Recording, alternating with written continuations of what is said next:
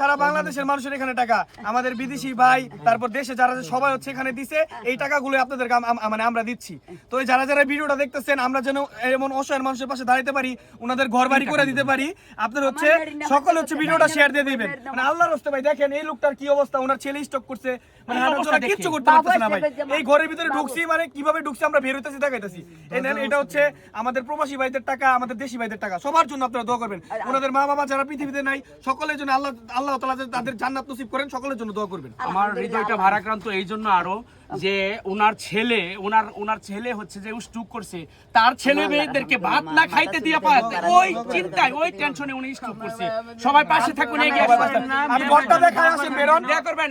আমি একটা কথা বলে দেই, আমি আরেকজন বাসায় বলে দিছি, কোন ভাই ব্রাদার, প্রবাসী ভাই ব্রাদার যদি যা সাহায্য করে তো করবে, যতটুকু প্রয়োজন হয়। আমি আমার বাড়ির খেত বেচালাম আম্মা, আমি আমার বাড়ির খেত বেচালাম আম্মা, আমার জন্য আম্মা দোয়া করেন। আমি আপনারা দেখতে যাব, আপনি করে দিতে আপনি দিয়ে আম করে আম্মা।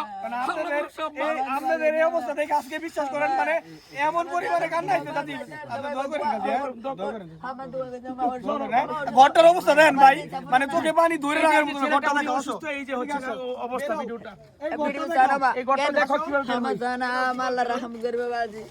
মানে কি অবস্থা। এই ঘরটা না দেখলে বুঝতেই পারবেন না ভাই যে মানুষ কি কষ্টে আছে। আপনারা তো চলে গেছেন, বন্যার পানি চলে গেছে, আপনারা চলে গেছেন, এখন যেটা কি কষ্টে আছে, এদের কষ্ট এখন দেখার মতো কেউই নাই ভাই।